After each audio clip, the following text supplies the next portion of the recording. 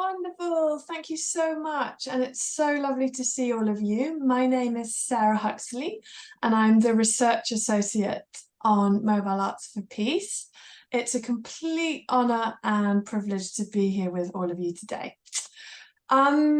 So our agenda, our full packed agenda for our webinar today on revitalizing tradition to inform curriculum. So we're looking at how our art forms will connect to educational processes and practice. We're going to have a overview and an introduction of MAP from our principal investigator, Professor Ananda Breed. We're then going to have an extravaganza of discussion, presentation from our Beyond Tradition team in Indonesia, which includes young people, cultural artists, project staff. So we hope that you'll enjoy that. And then we're going to move into hearing from our YAARs. Those are two youth researchers joining us from Nepal in Kathmandu today. That's Juhi and Prasidi, who will be talking a bit about their involvement in a roundtable with UNESCO. And that was discussing possibilities for developing an arts education curriculum in Nepal.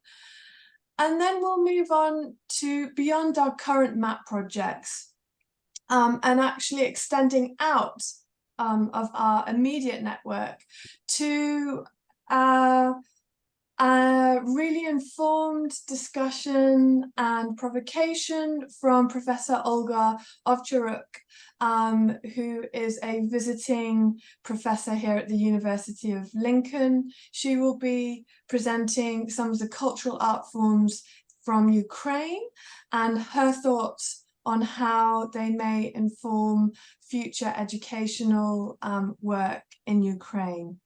So that's a slightly different context. Our other contexts are working in post-conflict context at the moment, but we're extending out to our wider network to welcome Professor Olga Ovcharuk into our discussions today. And then we hope to have a little bit of dialogue across our different speakers and of course opening up to all of you. So do feel free to drop questions into the chat at any time and we will pick those up. There will be an opportunity at the end of each presentation also to ask your questions, either coming on screen if that's how you're comfortable, or equally dropping your question into the Zoom chat. And then we'll come back to Ananda, who will lead us in synthesizing what we've heard and closing remarks. So welcome everybody. Please feel comfortable, please feel engaged. And it's great to be here with you. Back to you, Veena. Thank you so much, Sarah. And also throughout the event, Anna will be collecting questions and comments. Hi, Anna. And then you can also put your questions in the comments or asking it later in this Q&A session. And finally, here are ways to connect, and we would like to acknowledge our funders, the Arts and Humanities Research Council and the Global Challenges Research Fund, both based in the UK. And thank you so much, everyone, for coming and joining us. And it's been a wonderful day to really listen to your story, your experiences, and learning from you. And now we will listen to Professor Ananda Breed. I would like to invite Ananda to give an overview of the Mobile Arts for Peace. Ananda Breed is the principal investigator. She is a professor in theater, University of Lincoln, UK. So, Ananda, the floor is yours. Thank you so much, Veena and Sarah. A big welcome to everyone. Thank you so much for being here with us today. I just want to acknowledge that as we're talking about mobile art, that we're in a time in which individuals are challenged by shared suffering. So it's a concept that we have been working with in MAP, is the idea of shared suffering. And that art enables a space to come together, whereas conflict often drives people away from one another. So luckily, we're in this space together during this time to explore how the arts can be used for peace building. And you'll see varied examples today of how the arts are being used to create an alternative kind of a space. But as Sarah had mentioned, primarily we've been working in post-conflict contexts.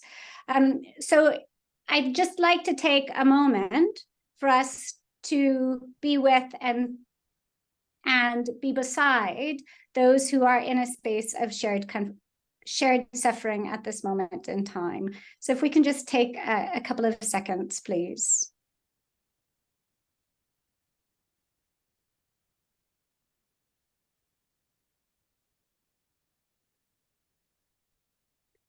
Thank you. And if Veena, if you can share slide again.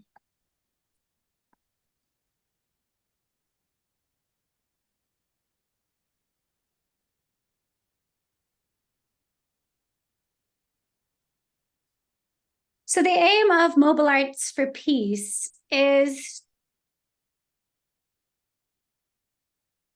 youth to address global challenges. And throughout MAP, we've been exploring how local cultural approaches can be used to create dialogue, primarily between children and young people and decision makers, going from local to regional to international levels. Slide.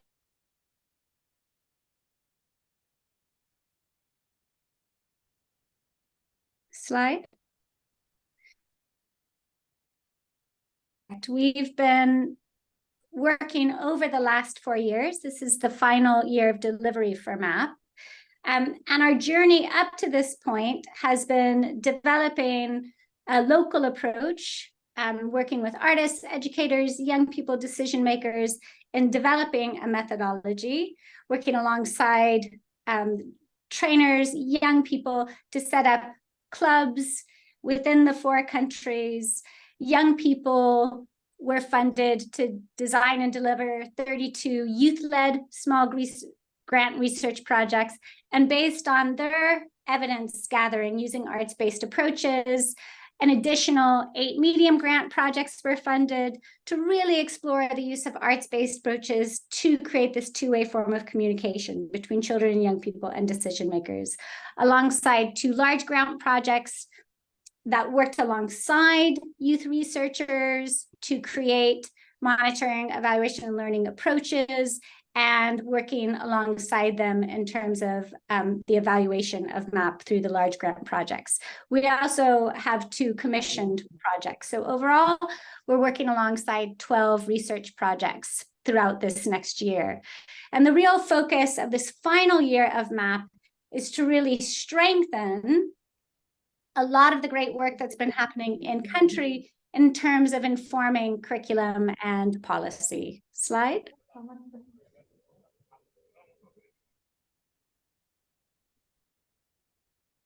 To date, we've served over 28,000 participants, linking with 185 partner organizations, delivering over 606 engagement activities, and producing over 176 performances, songs, and many other artistic products that are very specific to the local areas and local cultural forms that we're using within our projects across Kyrgyzstan, Rwanda, Indonesia, and Nepal. Slide.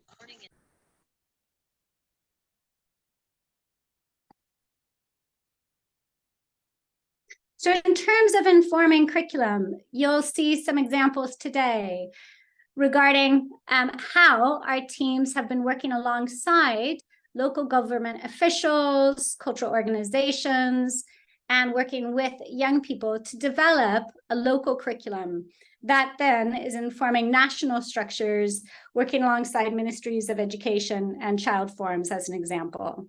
Slide.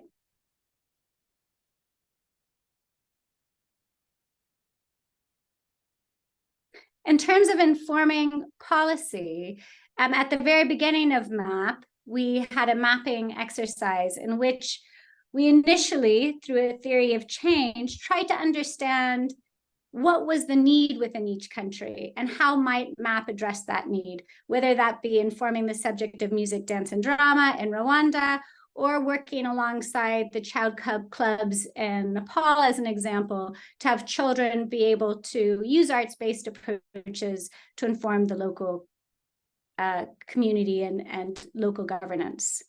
This has been working alongside policy roundtables and embedding MAP, working with decision makers to inform local level curriculum as well. Slide.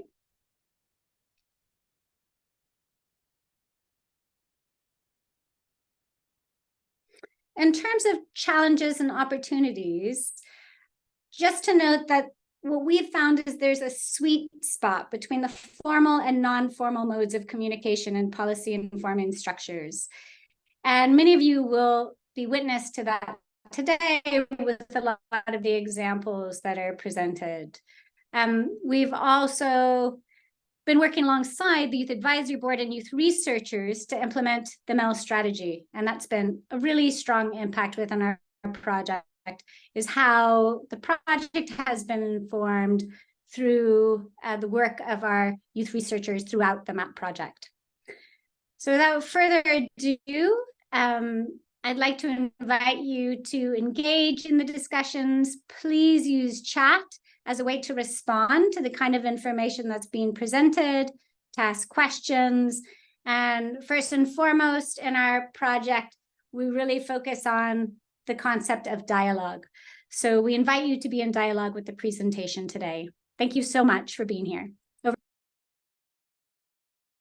Thank you so much, Ananda. And yeah, without further ado, I would like to invite Beyond Tradition. Here we will have Indra as the principal investigator, alongside with Bang Lantur from Padepokan Ciliwung Condet, Sadan Ramanu and Bea Adinda, the Beyond Tradition participant, and Kurnia Astuti from Youth Advisory Board. So please welcome Beyond Tradition. The floor is yours.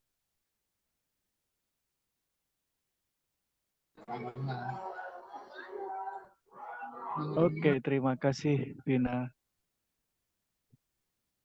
Halo semuanya. Saat ini di Indonesia sore hari dan cuaca sangat panas sekarang ya. Mudah-mudahan di tempat teman-teman cuacanya sejuk sehingga sore ini kita bisa sama-sama berdiskusi. Tadi sudah disebutkan nama saya Indra Nurpatria. Hari ini saya bersama teman-teman dari Padepokan Ciliwung Condet akan menceritakan tentang apa yang akan kami lakukan atau sedang kami lakukan saat ini. Mungkin saya akan sedikit memberikan pengantar. Setelah itu akan ada Bang Lantur dari Padepokan Ciliwung Condet.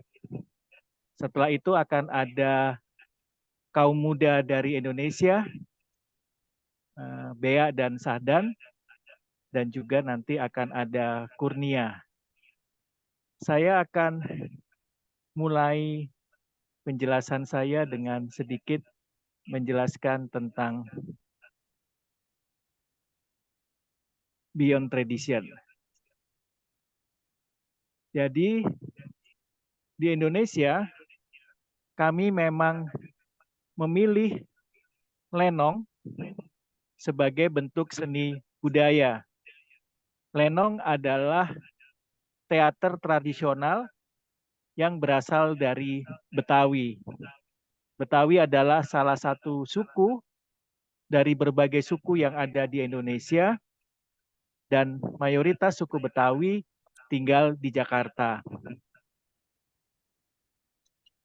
Untuk menjalankan program Beyond Tradition ini, Atma Jaya bekerja sama dengan Padepokan Ciliwung Condet Lalu ada Yayasan Super 8 mm, ini yang melatih anak muda untuk membuat film dokumenter dan mendampingi mereka selama proses Beyond Tradition.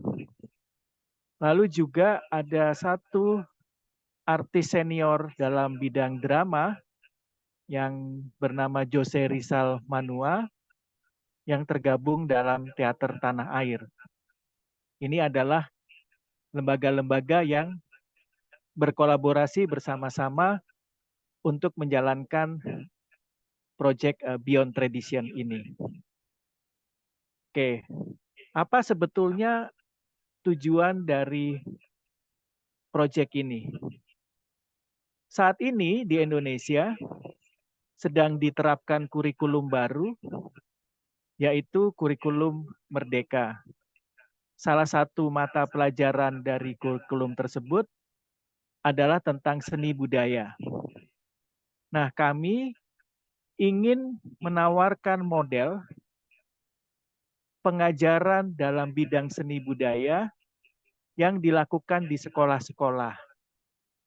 Karena selama ini pendidikan seni budaya di sekolah masih banyak bersifat teoritis dan tidak melibatkan seniman dan juga kaum muda.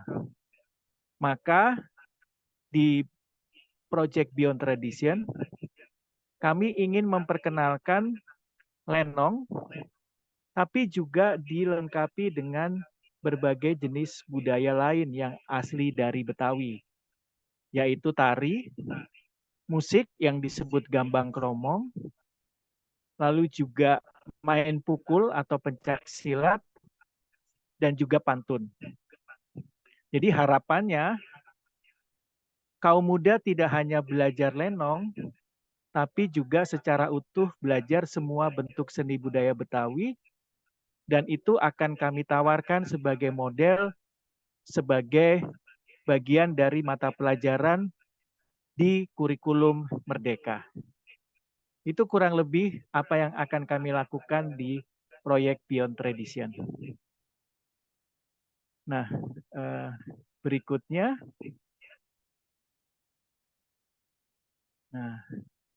saya akan mengundang Bang Lantur untuk nanti menjelaskan begitu. Kenapa Lenong? Kenapa kita mau merevitalisasi Lenong? Dan kenapa melibatkan kaum muda? Silakan Bang Lantur.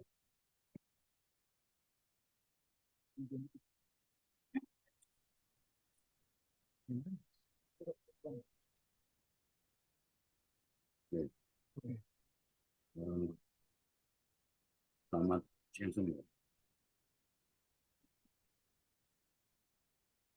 Siang, Bang. Sore. Selamat sore, selamat sore di Jakarta. Tapi kalau di Indonesia selamat siang mungkin ya di Inggris.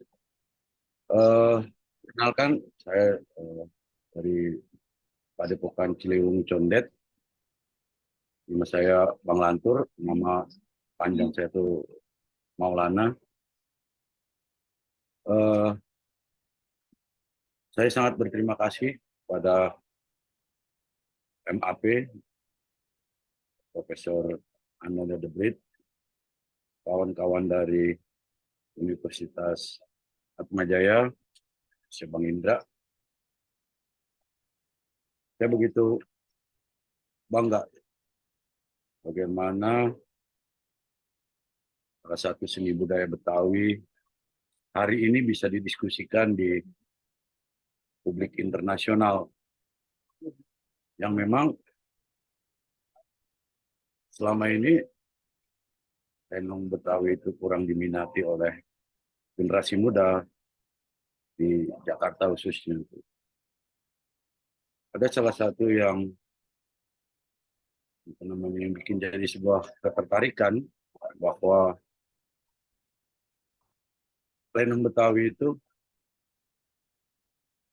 sebenarnya di kesenian Betawi itu benar-benar menjadi ikon ya. Jadi karena memang bisa dipertunjukkan lenong itu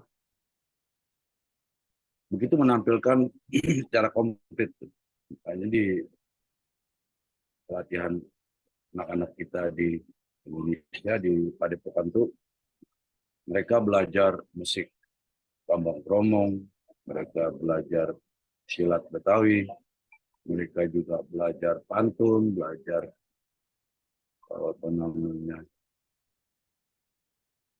kalah. Salah satunya adalah tentang apakah lenong itu.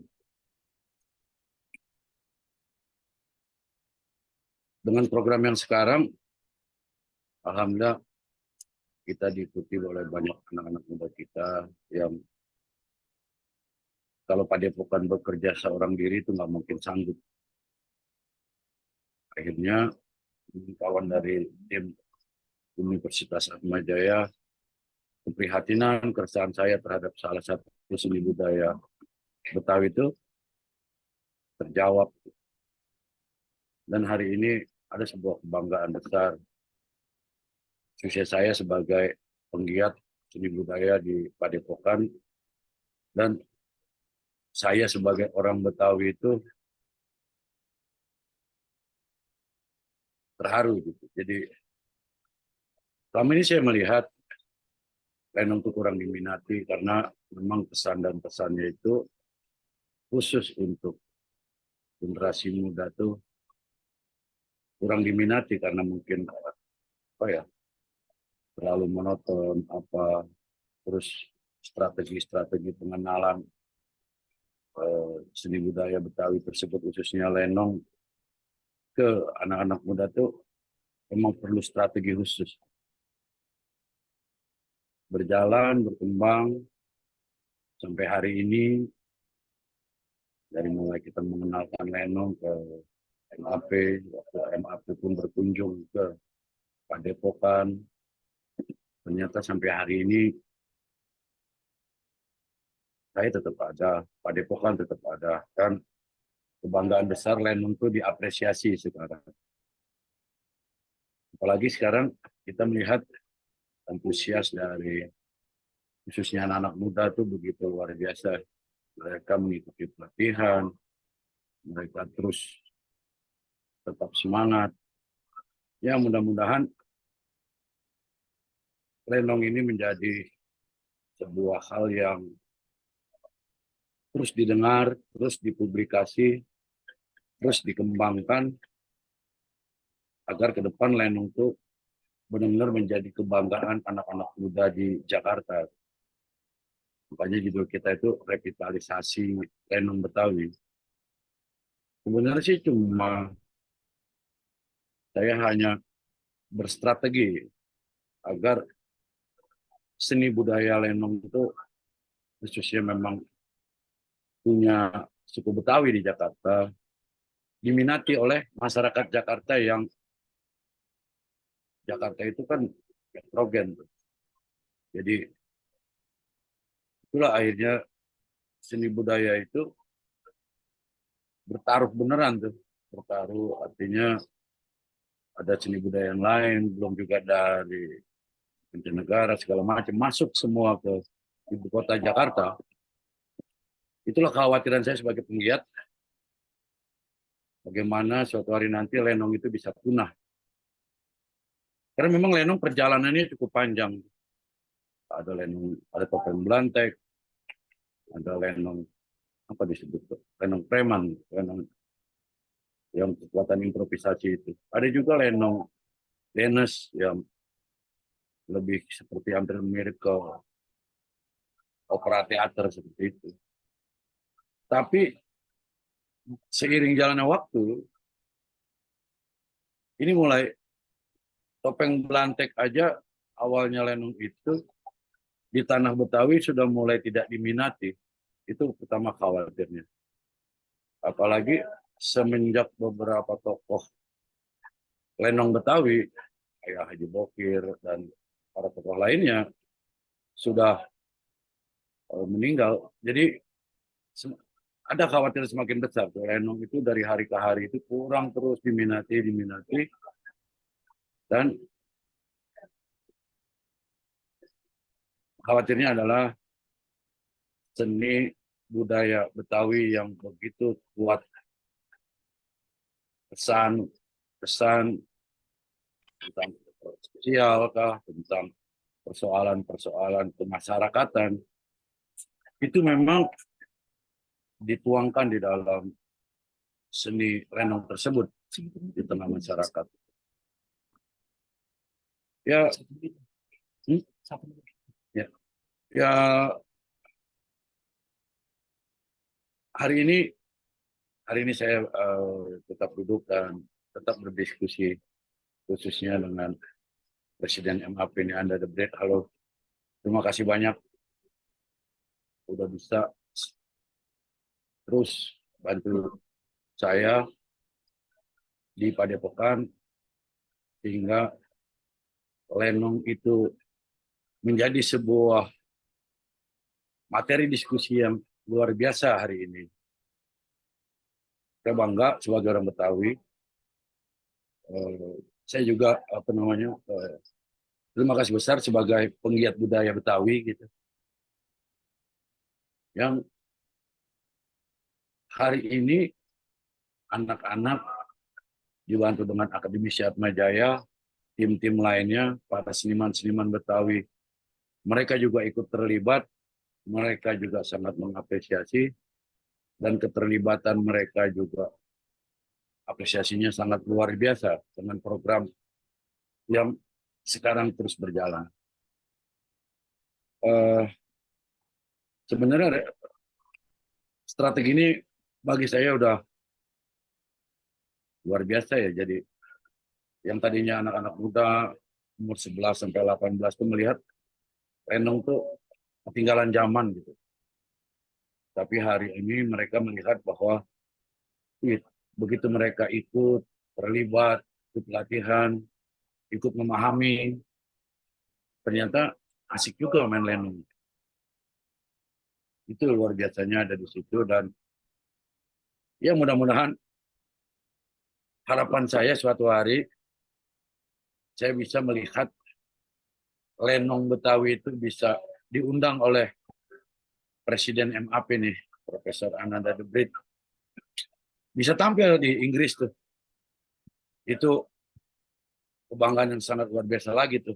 Artinya sebuah seni budaya Betawi yang ya boleh dibilang hampir tidak diminati, ternyata diapresiasi besar oleh sebuah lembaga tingkat internasional. Mungkin dari saya itu aja penyampaian dari saya sebagai penggiat, sebagai aktivis seni budaya Betawi. Sekali lagi saya mengucapkan banyak terima kasih khususnya buat MAP, kawan-kawan semua yang hari ini ikut berdiskusi dengan kita semua. Khusus saya terima kasih kepada Universitas Atma Jaya yang sudah terus mendampingi sampai hari ini, nggak lelah, memotivasi, mensupport. Mungkin dari saya itu gambaran. Terima kasih banyak. Wow, luar biasa. Boleh beri reaction untuk Bang Lantur, boleh beri reaction jempol, boleh, luar biasa ya. Mohon maaf saya harus stop karena kalau ngobrol dengan Bang Lantur ini, waduh, pengalaman saya bisa 3 hari 3 malam kita tidak berhenti ya. Tapi terima kasih banyak Bang Lantur. Nah, cuma Bapak Ibu, teman-teman semua, supaya semakin membuktikan apa yang disampaikan Bang Lantur mungkin ya, Vina. Vina mungkin bisa membantu memutarkan sedikit gambaran ya, apa yang selama ini kami lakukan di Indonesia. Supaya apa yang disampaikan Bang Lantur bisa terbayang oleh teman-teman juga. Silakan Vina.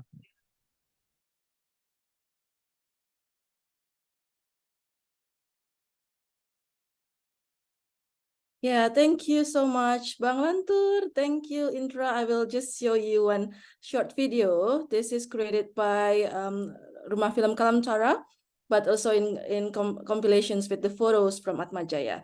So here we go.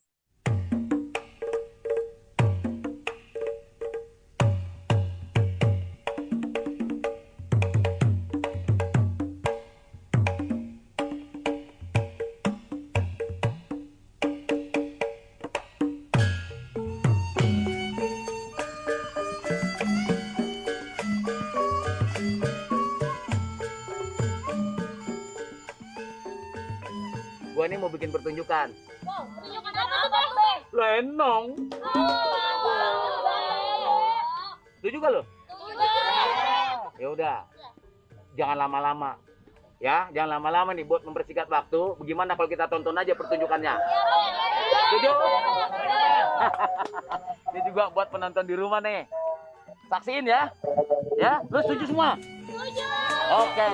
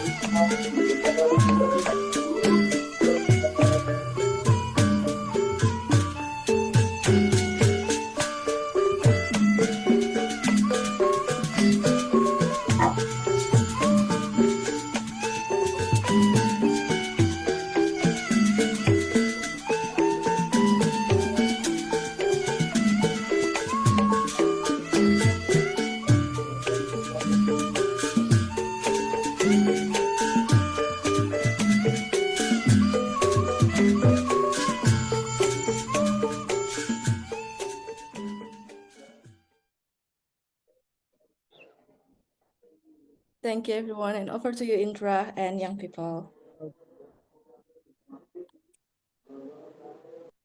Oke, terima kasih, Vina. Boleh kita beri tepuk tangan dulu ya untuk apa yang dilakukan teman-teman, luar biasa ya. Nah, kalau tadi kan kita lihat cuplikan foto ya. Nah, mungkin nanti kalau ada waktu, mungkin ya Vina kita tampilkan lagi sedikit. Tetapi sekarang sebetulnya sudah hadir dua teman anak muda dari Indonesia yang ingin berbagi pengalamannya selama ini. Ada satu Bea dan Sadan. Wah, halo Bea, halo Sadan. Oke, saya berikan kesempatan ke Bea dan Sadan untuk mungkin berbagi ya apa pengalamannya selama ini terlibat dalam proyek Beyond Tradition. Silahkan Bea dan Sadan.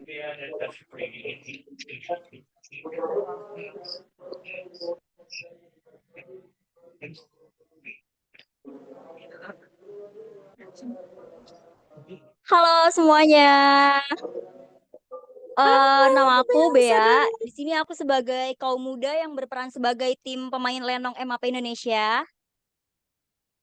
Hello everyone, namaste, привет. And I'm Sadan Rahmano, and I am also a representative of the Indonesian Young MAP. Ya, betul. Oke, jadi di sini aku mau ceritain sedikit tentang proses yang udah aku dan teman-teman aku jalani dari awal sampai sekarang, yaitu mulai dari bulan Maret, MAP Indonesia itu mengadakan audisi ya, audisi Lenong, dan yang mengikuti audisi ini tuh banyak juga, ada anak-anak dari lembaga Padepokan Ciliwung Condet, Teater Tanah Air, Pademangan, dan juga Bandung Wangi.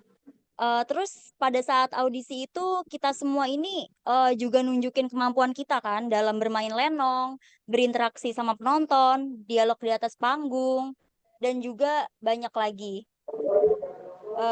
Dan pada akhirnya kita semua ngejalanin proses latihan yang udah lumayan cukup panjang dari mulai itu sampai sekarang. Terus di sini Terus di sini kita juga nggak hanya belajar lenong, tapi ada banyak lagi. Di sini kita juga belajar alat musik gambang kromong, tari, sama pantun. Sejauh ini sih banyak banget pelajaran atau hal-hal baru yang udah aku dan teman-teman aku ambil. Dan di sini juga aku sebagai koordinator lenong, ada tim kreatif juga, ada koordinator dari kelompok lain juga, dan juga ada pemain-pemain yang lainnya. Sekarang kita lagi proses untuk bikin naskah untuk pementasan lenong nanti. Terus prosesnya ini juga nggak mudah ya, karena sebelum bikin naskah kita juga ngelakuin penelitian dulu buat naskah nanti, dari mulai wawancara, bikin infografis, bikin pointers, lalu itu ntar dibagikan ke teman-teman yang lain kayak gitu. Dan baru deh kita bakalan lanjut untuk proses bikin naskahnya untuk pementasan nanti.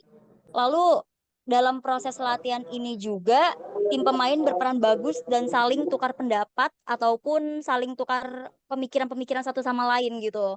Mungkin kurang lebih ini aja dari aku, dan teman aku bakalan ngelanjutin lagi sisanya. Terima kasih semuanya.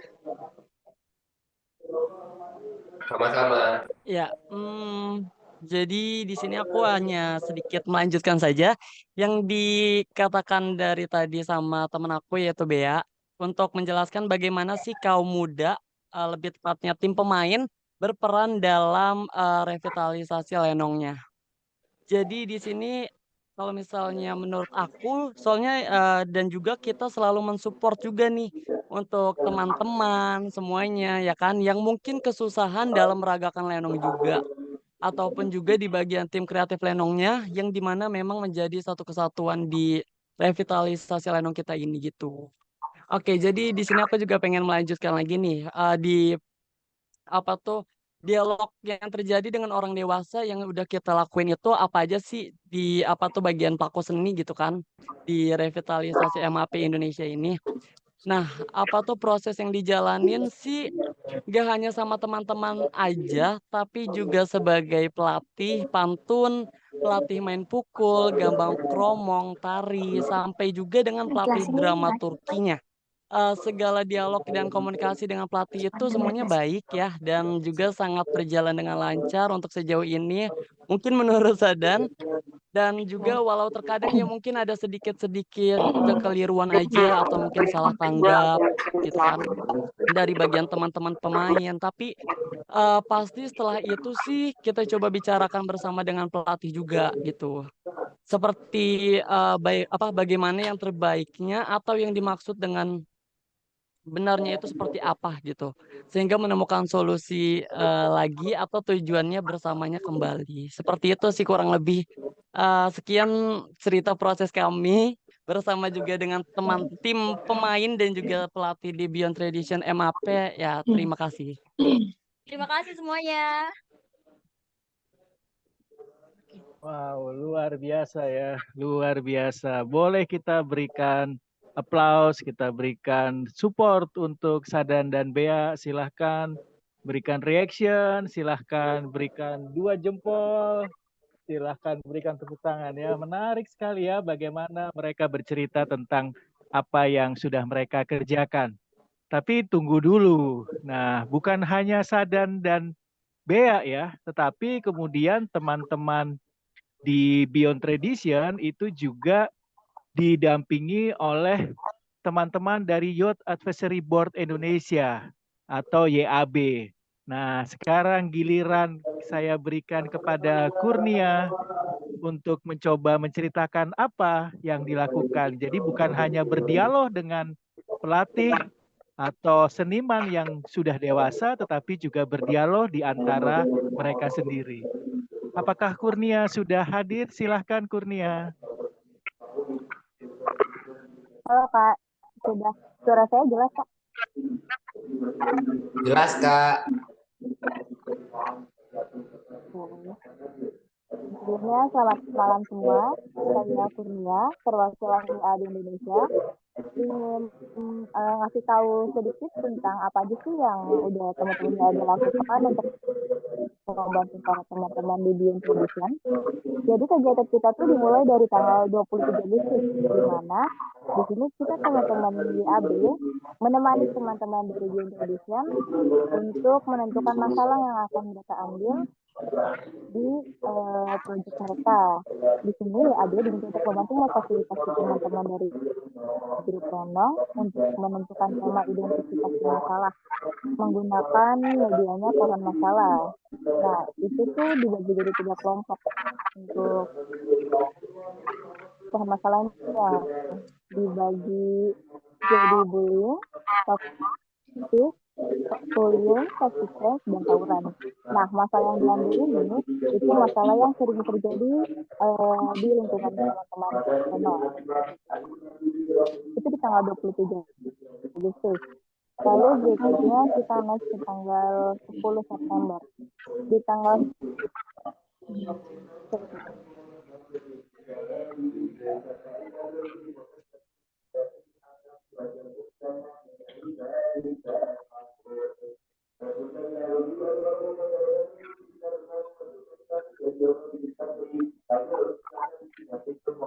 Sorry, bisa dilanjut?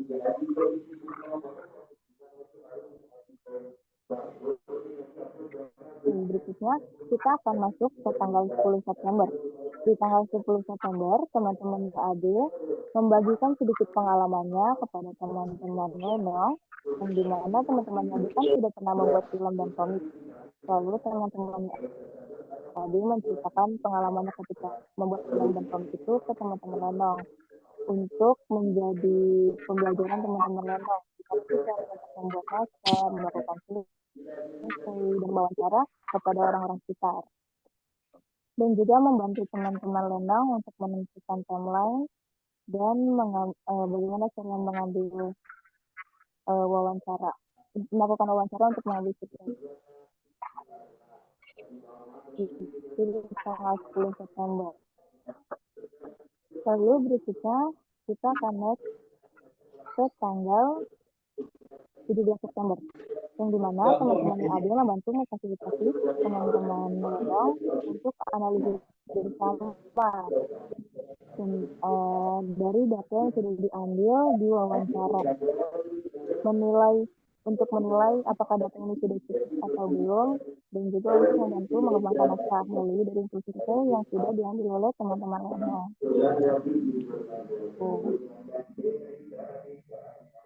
Lalu berikutnya kita akan naik di tanggal 24 September.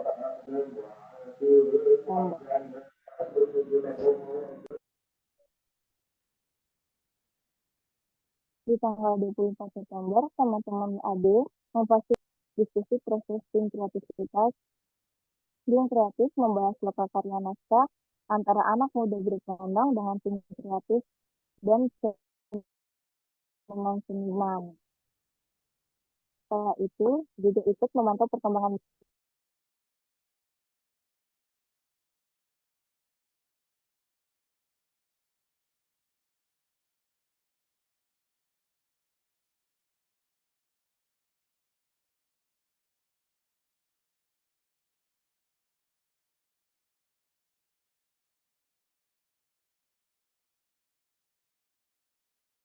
Kelihatannya Kurnia mengalami masalah jaringan. Oke, nanti kita bisa lanjutkan ya, Vina, karena kelihatannya Kurnia mengalami masalah jaringan sehingga terlempar dari Zoom. Oke, mungkin Manda bisakah melanjutkan?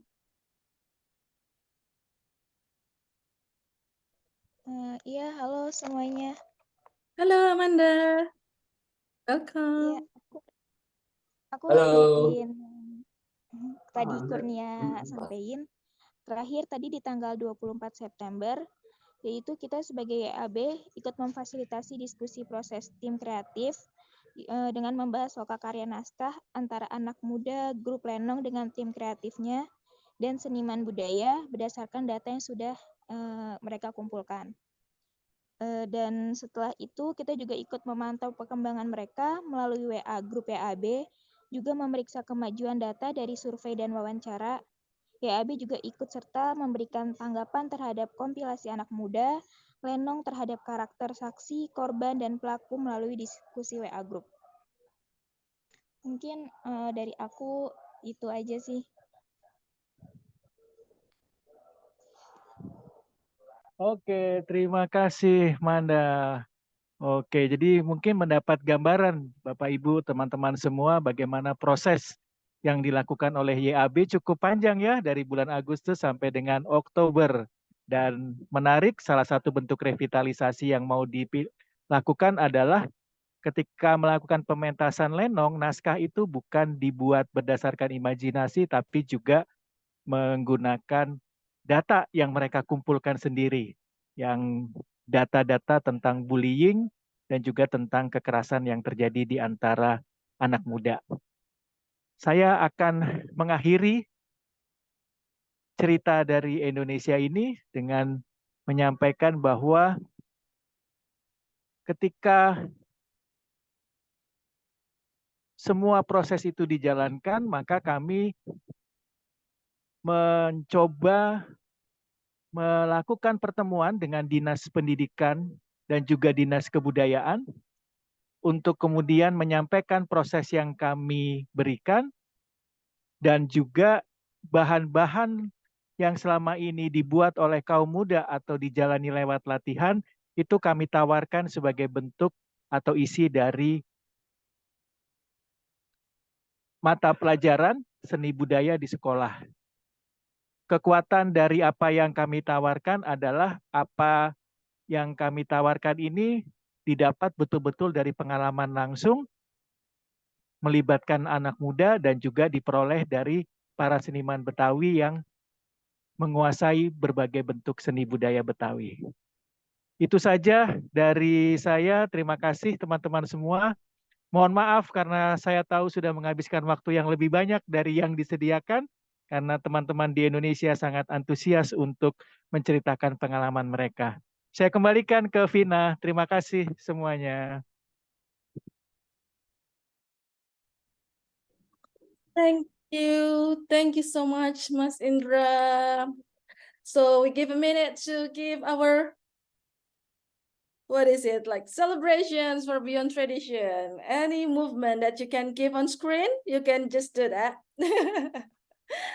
Again, thank you so much for young people, for cultural artists, for BI, for working together in Beyond Traditions. That's amazing.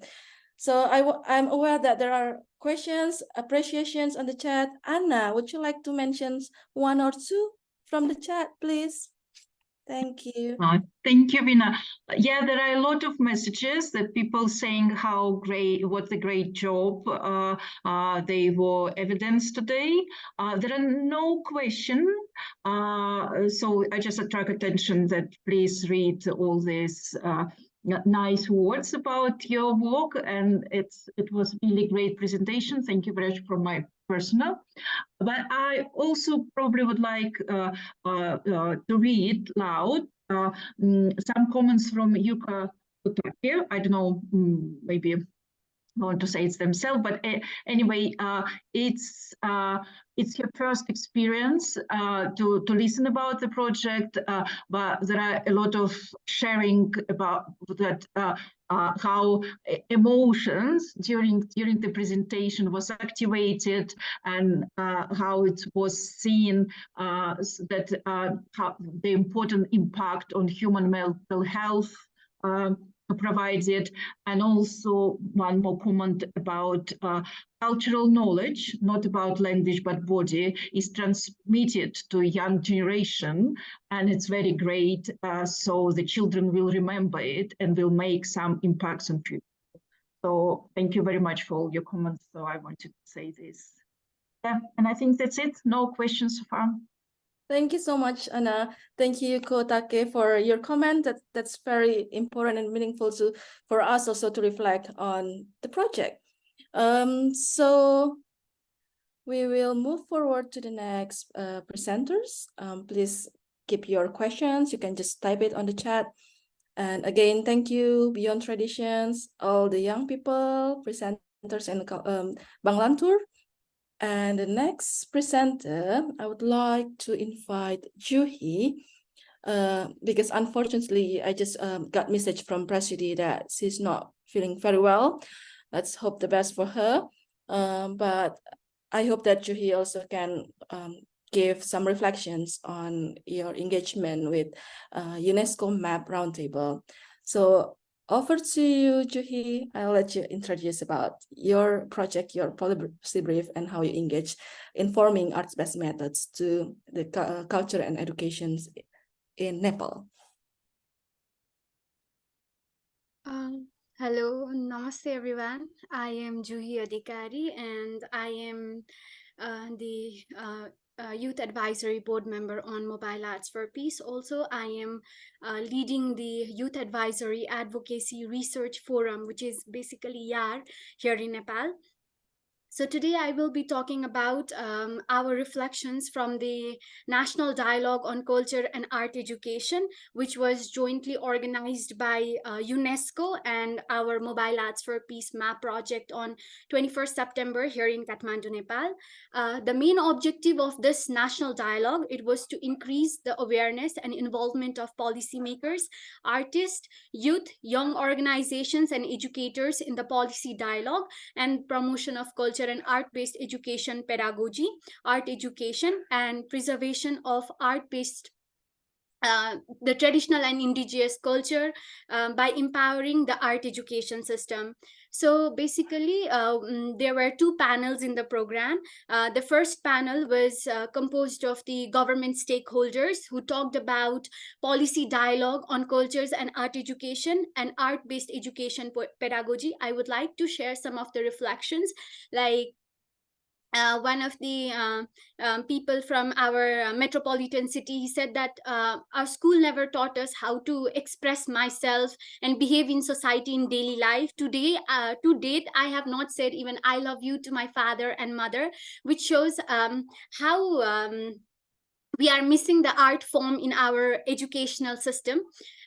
We also had the Dean of Education from one of our university who said that we need to challenge and deconstruct the perspective in Nepal of subjects such as mathematics, science, and engineering being considered high level and arts and culture as low level.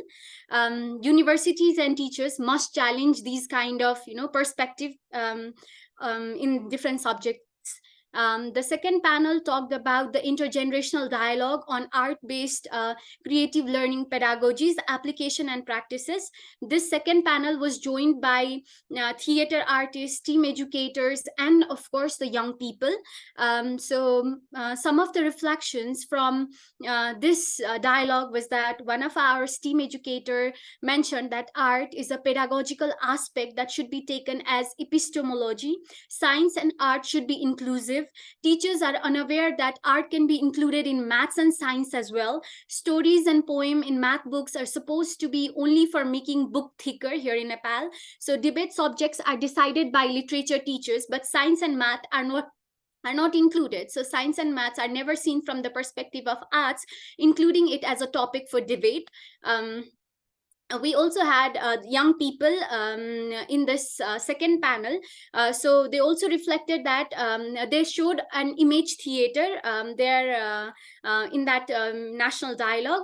In the image theater, it was more like young people are never given chance to involve in the policy dialogue and with the government stakeholders. So during the panel, they also discussed that image speak for itself. We got the chance to experience this and felt amazing how no words, only body languages portrays and convey a lot of message. So being a part of YAAR developed the critical thinking, leadership, communication, personality, and many more.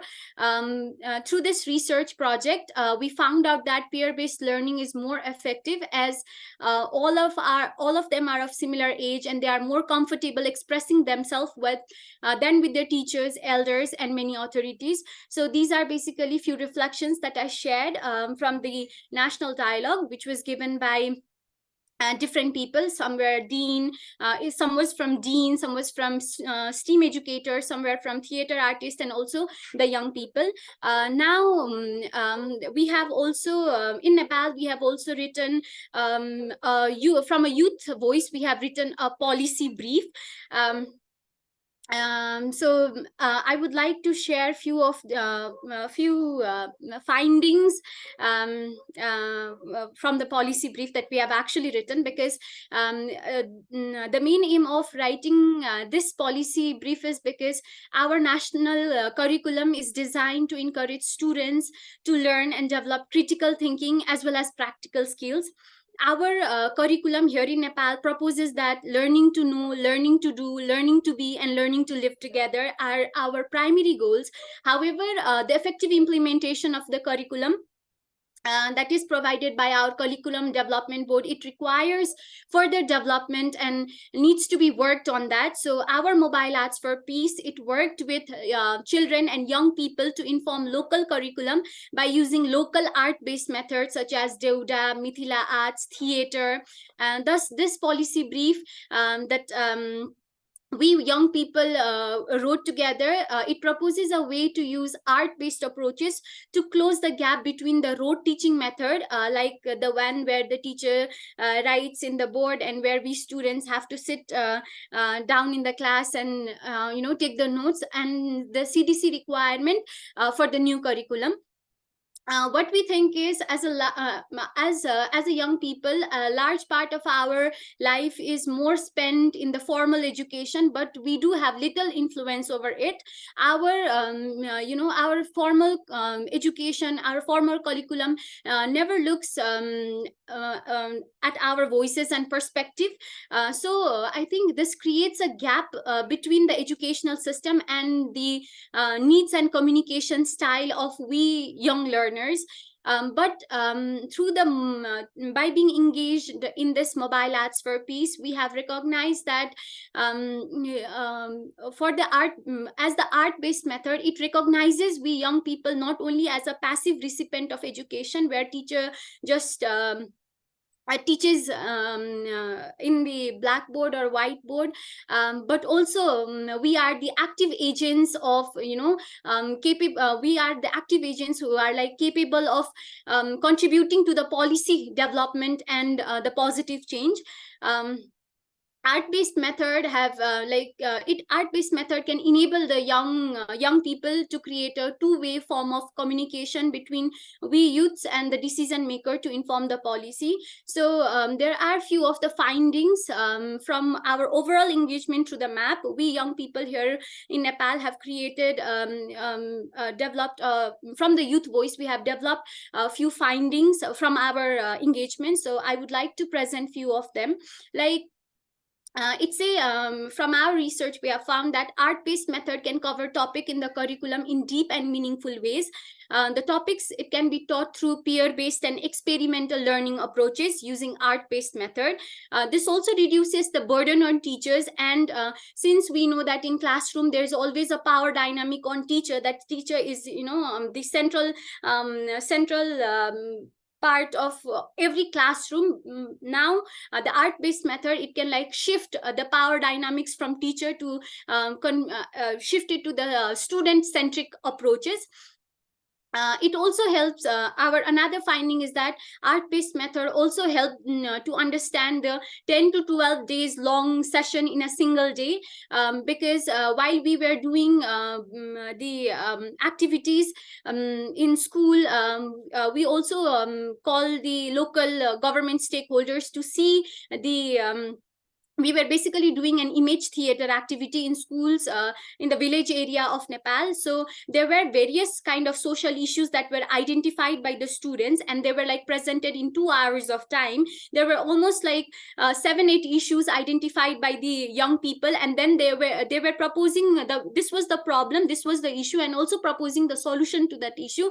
So when the government stakeholders, the local government people, the ward chairman, when he came and saw that program, he said that while we teach these kind of issues in classroom, it takes about for one issue it takes about 1 day to teach the students, but then the 7 group of young people have identified the issue, also the solution, in 2 hours of time. So it reduces the time for the the teaching learning process. Another is like the participatory art-based approaches. It enables teacher and student to work together, and also the art-based learning method is very cost effective, because we only need to find out the materials like flip charts and color pens, and mostly art-based method is like using the body for the for the teaching and learning process. So it is also one of the cost-effective method. And so another is like the students, they are more from our research, we found that students, they are like more willing to learn and retain information through the art-based method, because they are they are more independent, and they do research themselves, which increases their critical thinking and also the leadership skills. So when we try to find information by ourselves, it also retains in our memory for a longer period of time. Also, another finding is that we basically these kind of projects are led by the young researchers here in Nepal.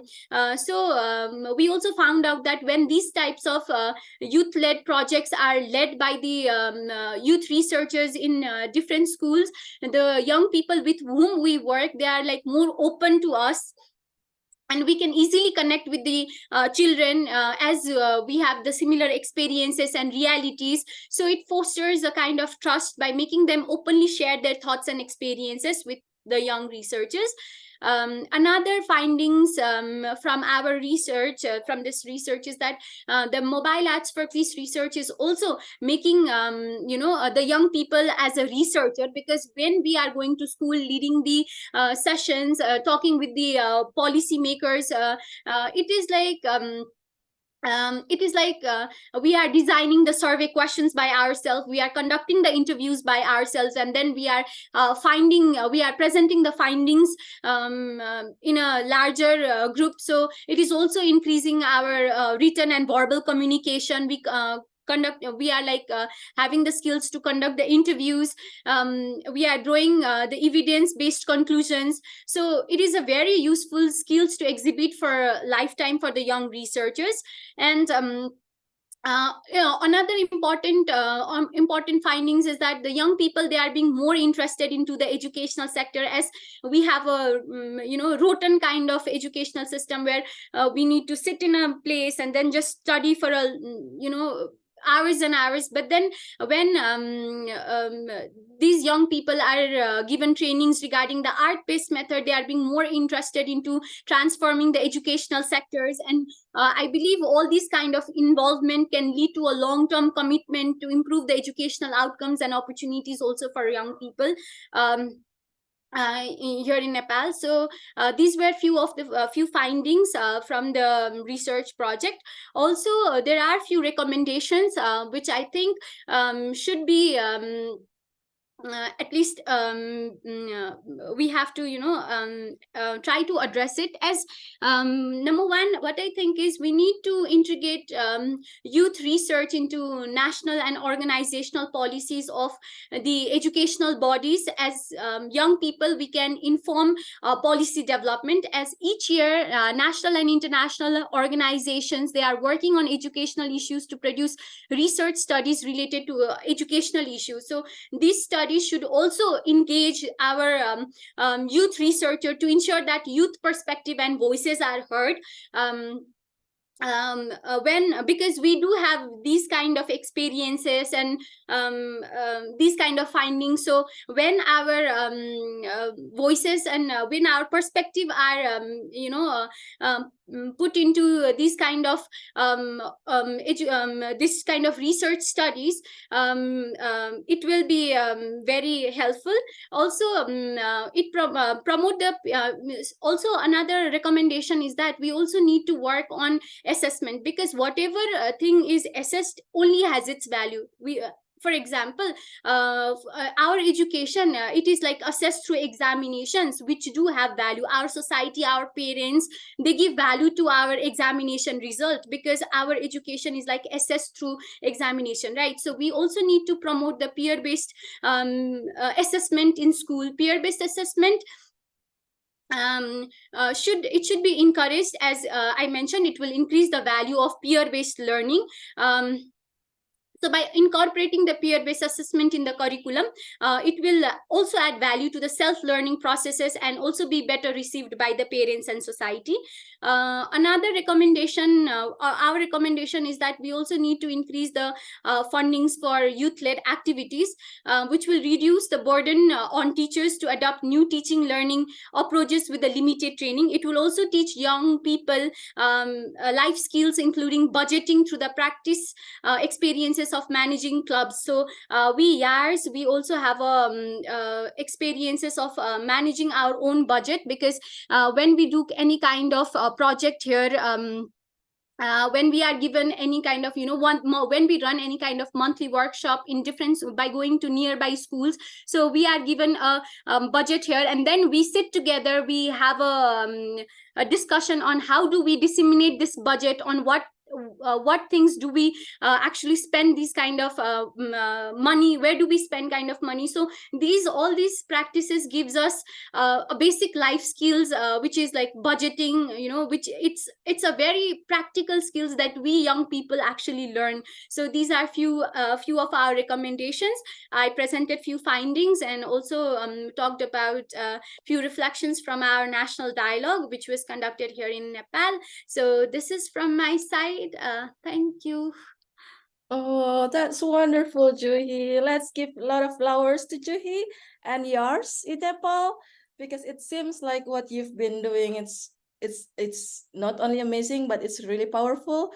Like I agree with what everyone says in the comment, that it's very rich what you have done through the research with yours. It's very rich and it's very useful to be adopted actually in the policy level. Anna, do we have any questions or? We've got a lot of exciting messages about the perfect job that Juhi and her team are doing, and I would like to say that your excitement, Juhi, and deep engagement is really inspiring. So well done. So look at the messages Ananda and Sarah saying about how great using art-based method, which overlap with embodied learning process and so on. There is no question so far, but can I take an advantage to be on now and ask for your recommendation? Because here in Kyrgyzstan, we also would like to create a system how art education, how peer-to-peer education via arts can be established. What your recommendation would be for young people in Kyrgyzstan to start this, to work with schools and give their experience? What would you say from your experience? Can you share something?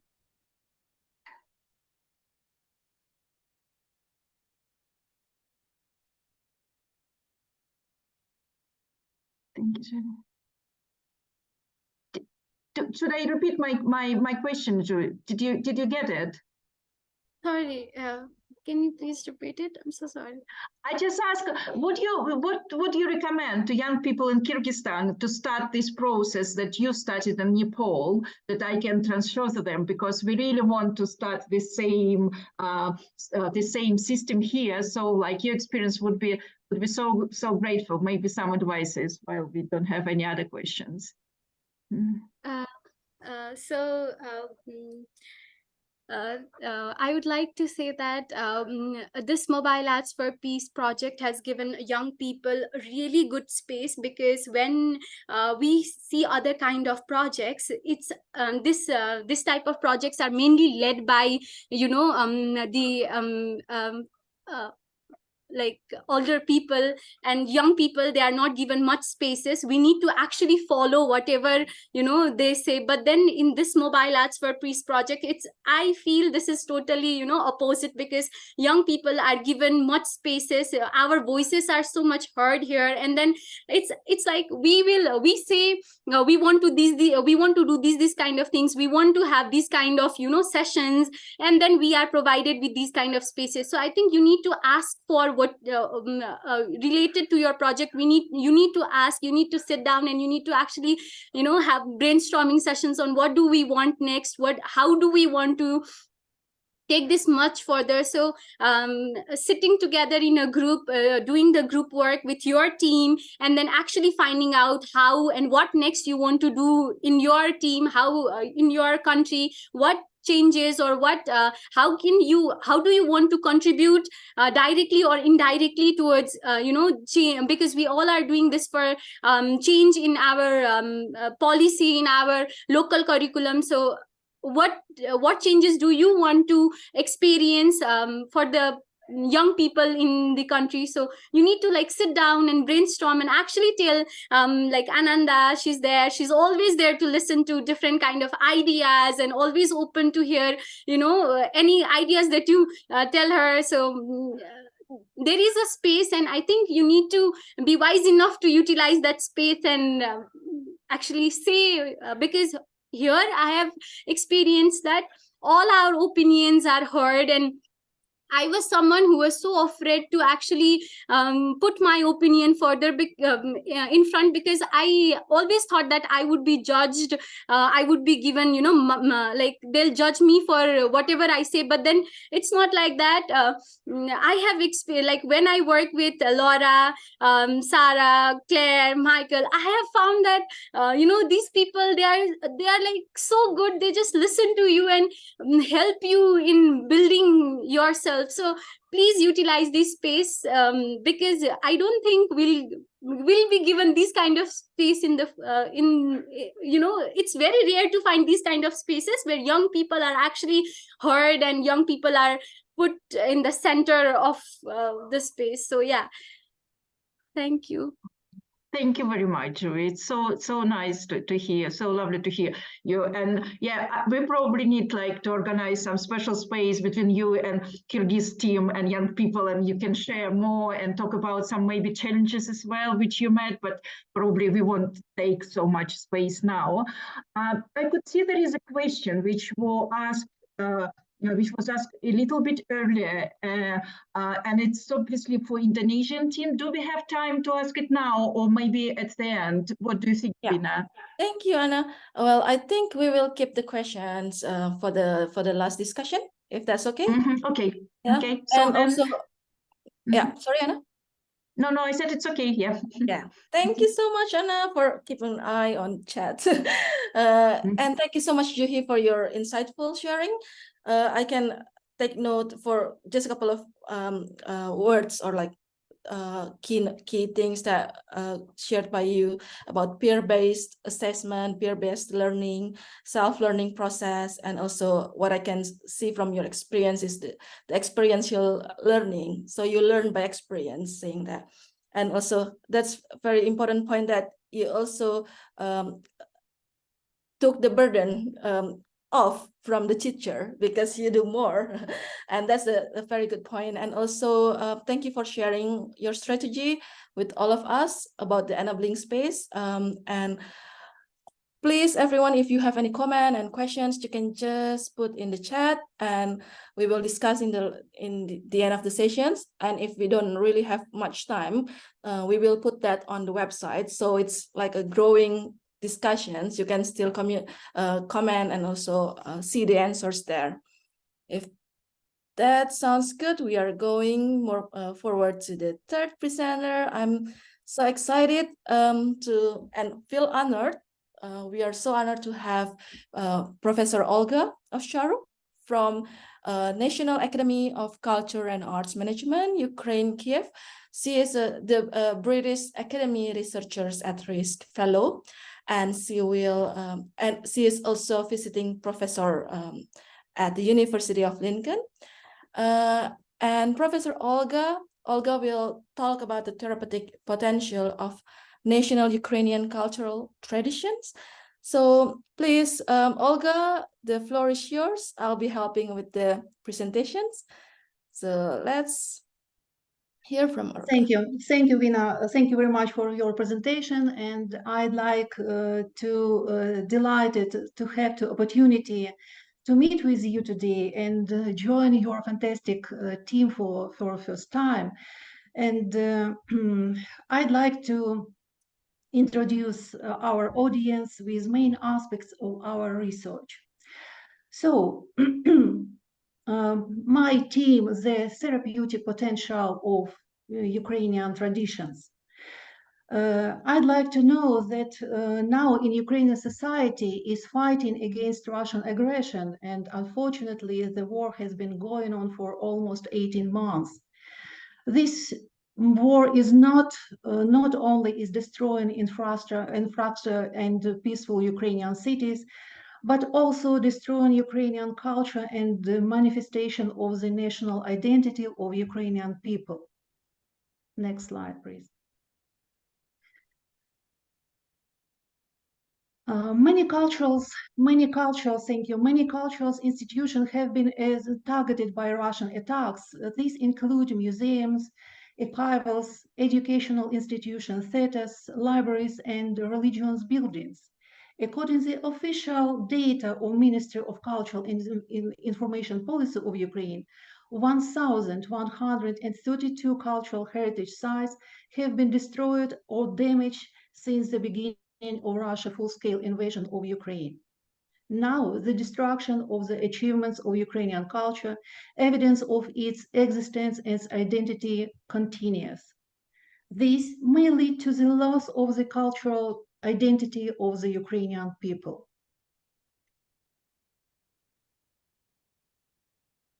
Next slide, please. We are aware that the coming year of large number of Ukrainian citizens, military and civilian, especially children and young people, will need serious psychological assistance. In this regard, in our study, we consider various humanitarian strategies for psychological support to Ukrainian society, especially young people and children.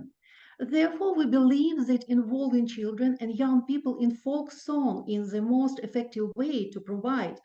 In this reason, we select the following key strategies.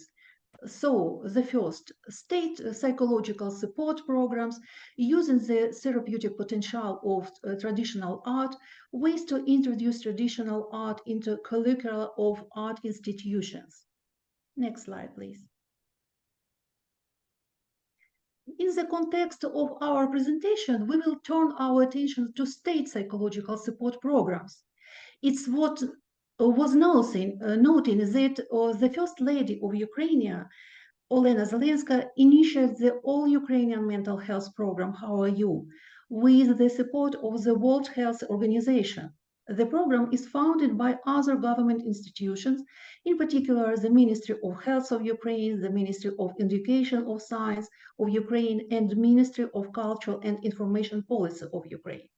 The All Ukrainian Mental Health Program, How Are You?, makes it possible to develop various ways to support children and young people, including through the involvement of traditional national art and in educational programs. First of all, I should be noted that Ukrainian national cultural traditions are implemented in folk art, songs, music, dances, language, clothing, craft, etc. They preserve the express and national identity of the Ukrainian people, history, spiritual heritage, national cultural values, and moreover, they have significant therapeutic potential. I would like to about you with aspects in more details. Next slide, please. Thank you. For Ukrainian culture, folk song has always been a special expression of the soul of Ukrainian people as one of the most musical nations in the world. Ukrainian songs reflect deep feeling and emotions. The melody of Ukrainian song allows everyone to find a way they express themselves. Therefore, we believe Therefore, we believe that involve children and young people in folk songs is the most effective way to provide them with the psychological support. The original Ukrainian folk carol Shedrik, well known as Carol of the Bells, is shining example of unique Ukrainian national song traditions, and I suggest you listen to this beautiful song. Please, Irina.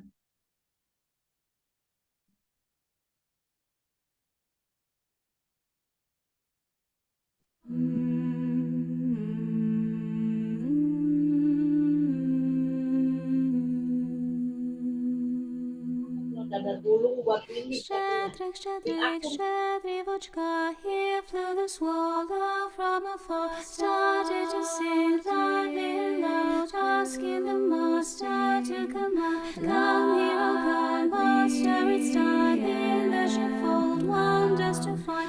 Your lovely sheep have given birth to little lambs of great worth. All of your wares are very fine, coin you will have in a big pile. All of your wares are very fine, coin you will have in a big pile. You have a wife fair as a dove, if not the coin, then the chaff. You have a wife fair as a dove.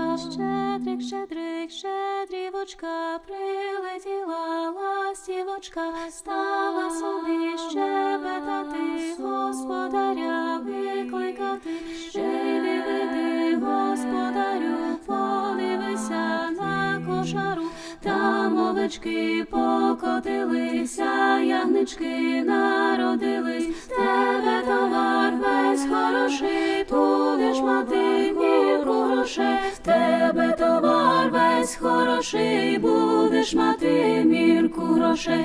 Тебе жінка чорноброва, хоч не розчіто полова. Тебе жінка чорноброва, щедрик, щедрик, щедрівочка, прилетіла ластівочка.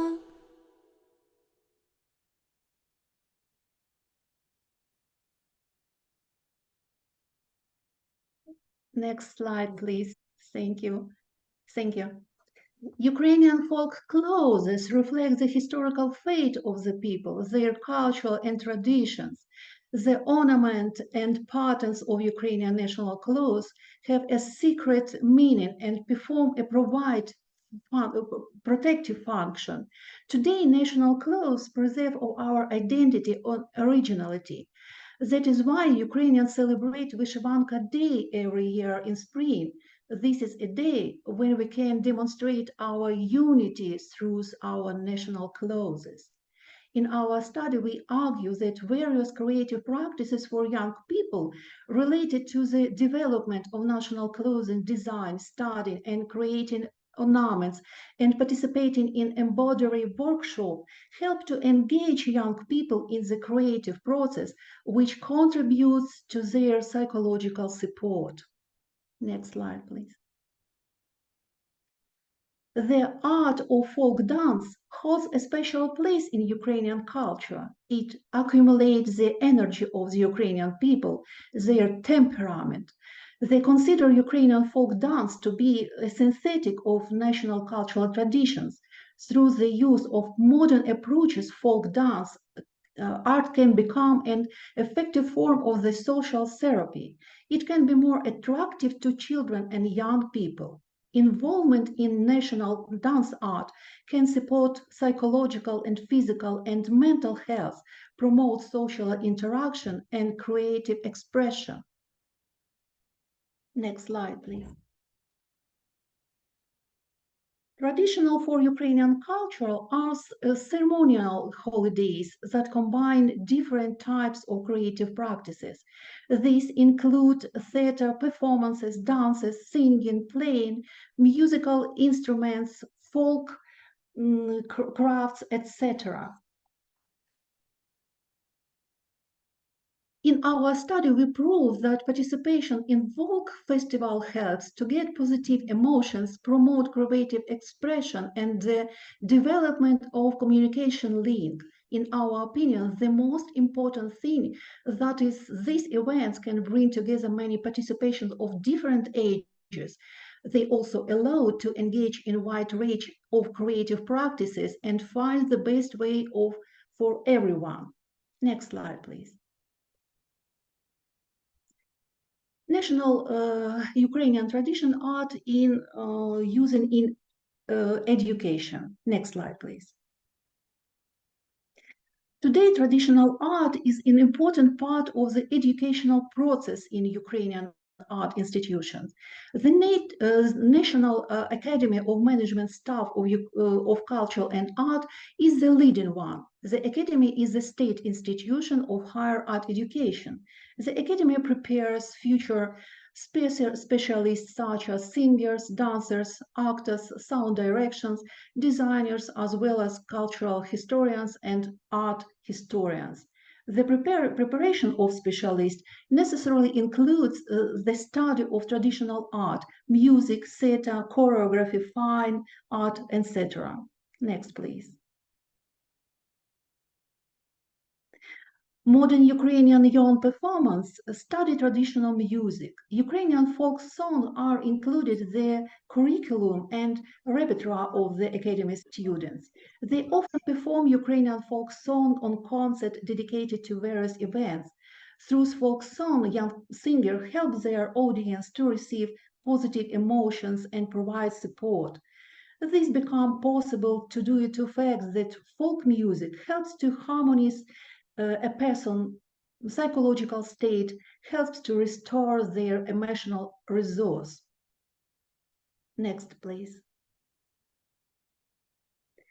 The Academy provides education based on the traditional art of various fields. It is especially important that traditional art is represented in such synthetic genres, etc. This makes it possible to involve different types of traditional art and study their particularities in interaction. These types of creative practice are part of the Academy's curriculum and are widely used in extracurricular activities. Next slide, please. So, prospects of using the therapeutic potential of national cultural traditions in education consist. First of all, establish a dialogue between students and state institutions, including the Ministry of Cultural and Information Policy of Ukraine and other state institutions. Next, introducing the Mobile Art for Peace project and the possibilities of using artistic methods to overcome conflicts to students of the National Academy of Management Staff of Culture and Art. Introduced the discipline therapeutic potential of national Ukrainian cultural traditions into the curriculum of the art educational institutions. Development of the recommendation on ways of interaction between students of art educational institutions and public authorities, non-government organizations, and other organized psychological support for Ukrainian children through Ukrainian national cultural traditions. Thank you very much.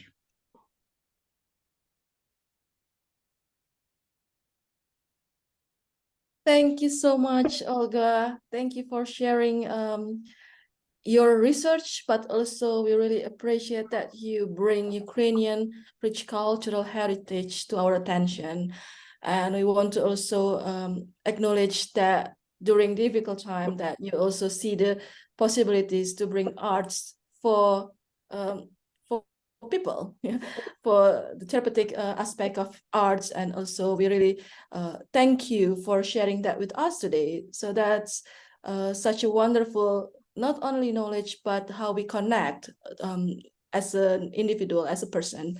So again, thank you so much, Olga. That's wonderful to see. And yeah, Anna, coming back to you, if you spot any questions or comments.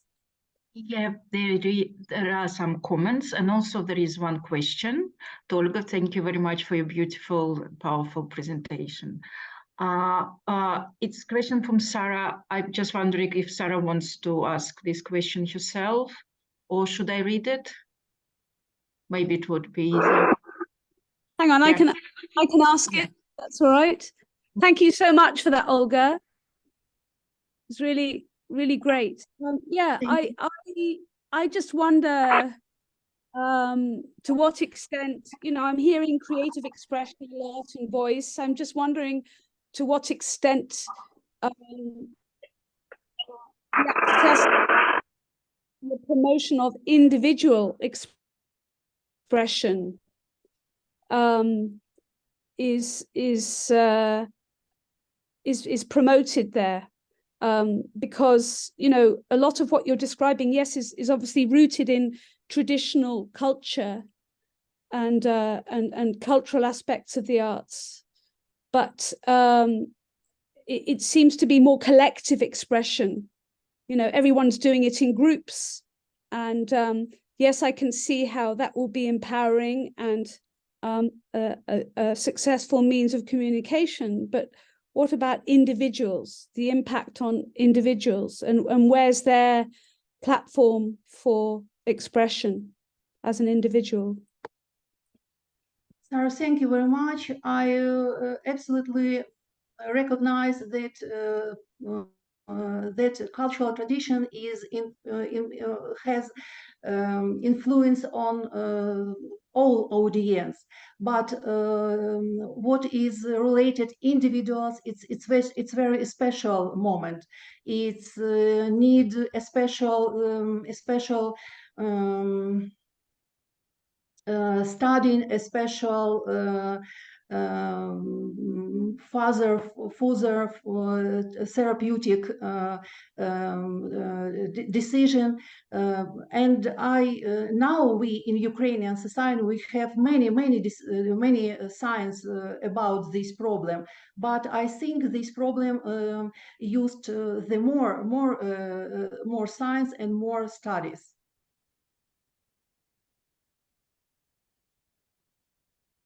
Thank you. Yeah, thank you so much. Thank you for that. Thank you, Sarah. Thank you, Olga, and thank you, Sarah, for, yeah, I think that's a very important questions that for us to reflect on. I think that's also give us some attentions on what as an individual we can do, but also as a community, the power of doing that together. So thank you so much. Following the three presenters that has been amazingly sharing stories and experiences, research, and I acknowledge myself that I learned a lot from each of you. We probably would like to move on to the last session, which is the discussion, digging deeper. So we would like to discuss the key learning across the three projects. We noticed that each project is different context, but also we also not know that we have going to the same directions to influence, like how art space influence changing, especially in the education and also in the cultural scene. So yeah, we've prepared some questions, but probably this is just like the prompt questions, but of course we can also have dialogue between each other. And probably I would like to ask the first question for Olga, if that's okay. So that's the question number 2. So what's the therapeutic potential of the Ukrainian that you were sharing before? And most maybe like more direct into how it can be informing the learning and teaching approaches. Thank you, Vina. I suppose that culture and art have always been used as a tool for spiritual education of children and young people. But today, in the context of growing conflicts in the world, the therapeutic potential art, especially national traditional art, is of particular importance. In my opinion, this can be explained by the fact that traditional art reflects the sacred meanings, experience, and emotion of many generations of people. That is why traditional art performs an extremely powerful therapeutic function, and this obviously has to change approaches to teaching today. In my opinion, first of all, the therapeutic potential of traditional art requires further study. First of all, I asked about it. Relevant disciplines should be developed and introduced into the curricula of educational institutions. And it is especially important to develop practical skills in using the therapeutic potential of traditional art among students and pupils. That is, they should be able to conduct therapeutic trainings, webinars, workshops involving various forms of traditional art. That's wonderful. Thank you, Olga. Yeah, I think that's also important to note the youth's role on that too. Like I just read comments from Dila saying that youth can explore ways to add to legal remedy under international humanitarian law that will be legally therapeutic advocacy too, based on art. So which is likely to be taken to global forum. So I mean, like the role of young people, it seems like has so much potentials to be given space and also given the opportunity for young people to play a role on that sides. And if there's anyone have questions or like would like to propose a discussions, I would like to allow this to be an open space for anyone who would like to comment. You can raise your hand virtually, or you can. Yes, please, Dila. Yeah. Thank you, Veena. Lovely to see you all. Thank you, Professor Olga. That was brilliant presentation. I just wanted to clarify a little on what I said earlier about how this form of therapeutic potential exploration could also be linked to a kind of pedagogic orientation. For example, one is for healing, what Olga is more focusing on, healing the emotions, the wounds, the suffering that Ukraine has undergone during all these times, to record the memories, to communicate the sufferings. Perhaps that's where she is trying to focus on. But on the sidelines, I think this is also equally important and very likely to be done. Could be one of the confidence generating therapeutic potential is there in that art form. For example, if you say your cultural heritage is protected this and that way under international humanitarian law, to your students, to your curriculum experts, to your trainers, that is giving them another therapeutic confidence to communicate a message among those implementers that we are in safe hands. We have the legal safeguards to protect our cultures. So I think there is another potential that is what could be also built on if they if they like or if they find some value on. I stop here. Thank you so much, Dila. Olga, do you want to respond on that?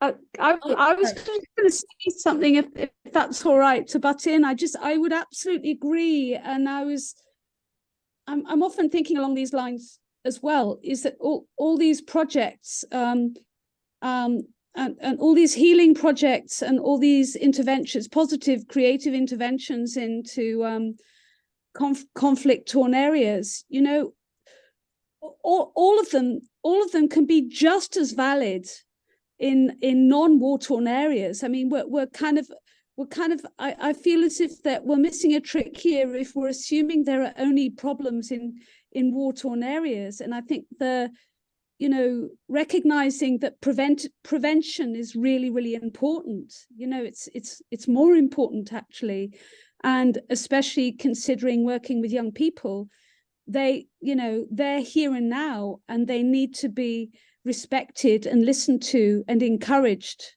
now, whether there's war or not, or conflict, direct conflict or not.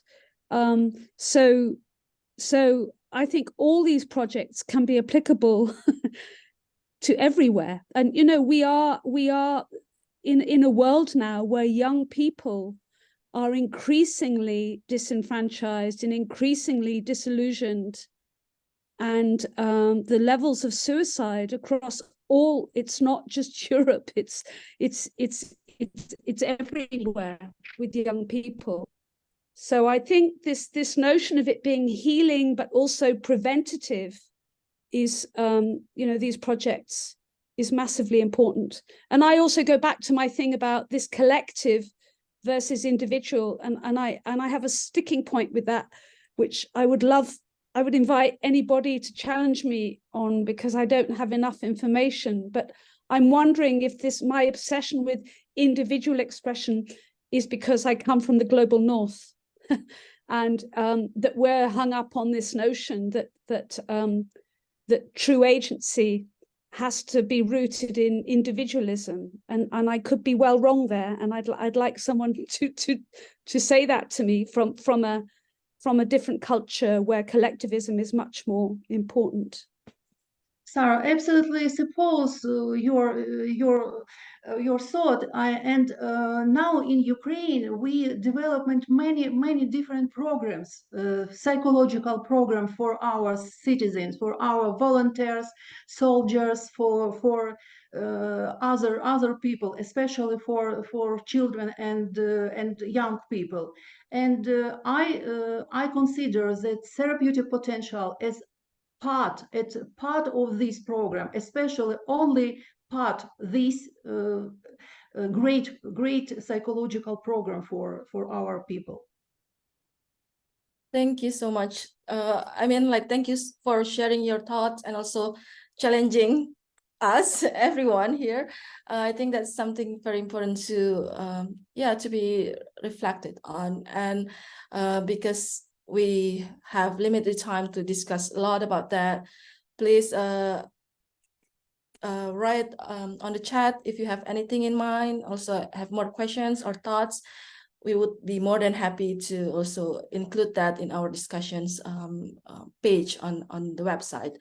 And I would like to also invite young people and also from Nepal, if you have any questions or comments.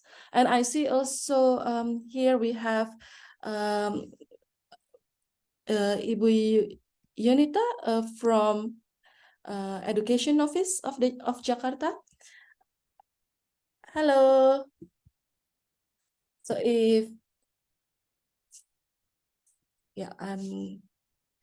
so I will be inviting young people, Sadan or Bea, if you have any questions for any presenters today, feel free to open your mic.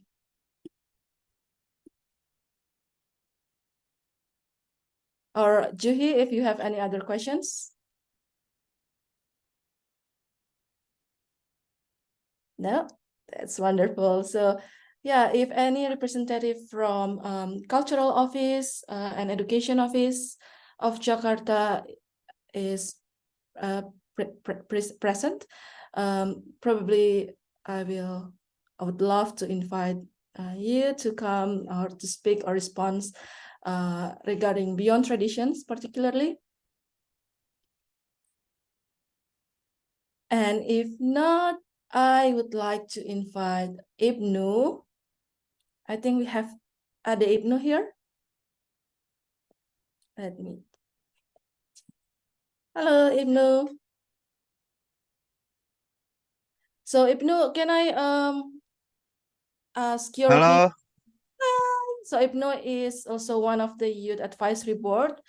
I wonder if you have any questions or comments for today's presentation.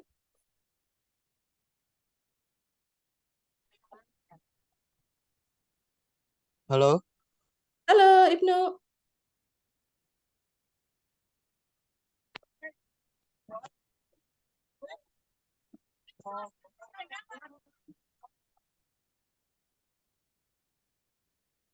Can you hear me? Suara saya terdengar dengan jelas ya? Yeah, we can hear you. Yeah, it's good. Oke. Sebelumnya teman-teman terima kasih kesempatannya. Selamat malam. Izin aku tidak nyalain kamera karena lagi ada di tempat yang susah sinyal. Dan aku juga minta tolong ke teman-teman semua kalau misal suaraku terdengar kurang jelas atau terputus bisa diinformasikan ya. Nah, mungkin cerita sedikit aja terkait pengalaman dengan pemangku kebijakan. Jadi kalau kita kaitkan dengan teman-teman YAB selama berproses kemarin, kita tuh kan membuat karya seni yang sudah kita sepakati bareng-bareng. Nah, setelah itu kita juga membuat tahapan-tahapan yang menjadi acuan dalam membuat karya seni tersebut. Nah, kita menentukan nih masalah apa yang ada di sekitar kita, lalu kita lanjut memilih karya seni apa yang akan kita gunakan.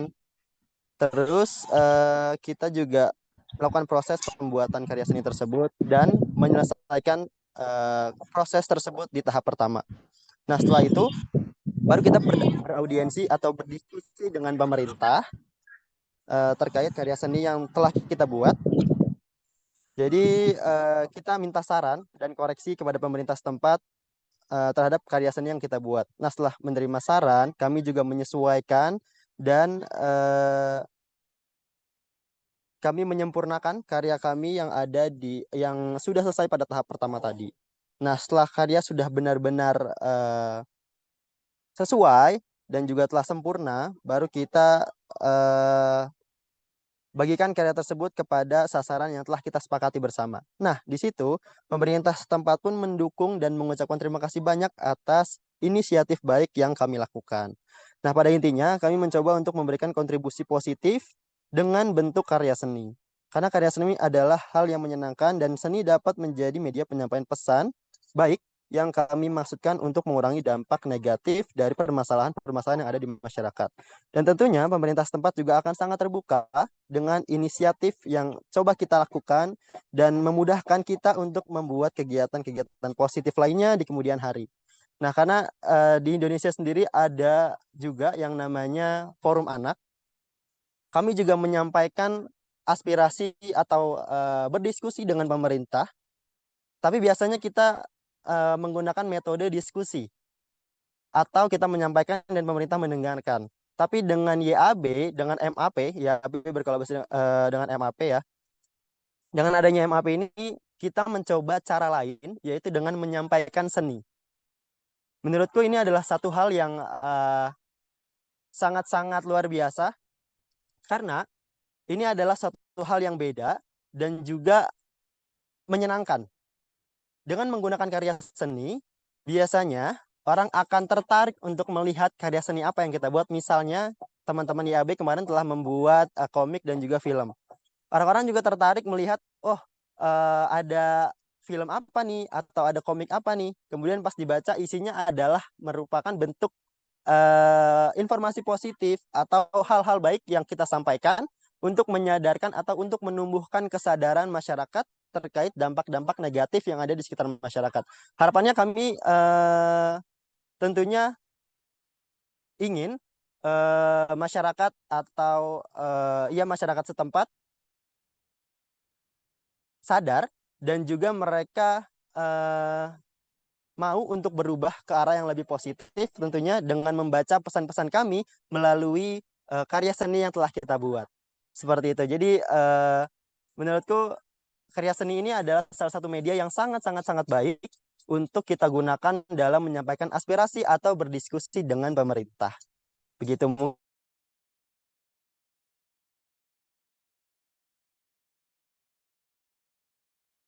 Thank you so much, Ibnu. Thank you, Ibnu, for sharing your key learnings. And what I captured from your sharing is that you involved the government, local government, from the beginning of your creative, that you are involving local governments from the beginning of your creative process, so then that they can also give feedback, dialogue with you, with young people, and also they also can support young people in the process. Right.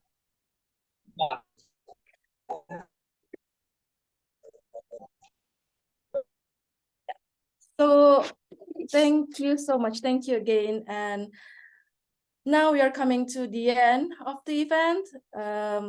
Thank you so much for your wonderful engagement. Thank you for giving your comments. Thank you for presenting. And now I hand over to Professor Ananda Brit to say a few closing remarks in regards to our today's session. Over to you, please. The floor is yours, Ananda. Thank you so much. Thank you so much to our presenters and to all of you for being such an engaged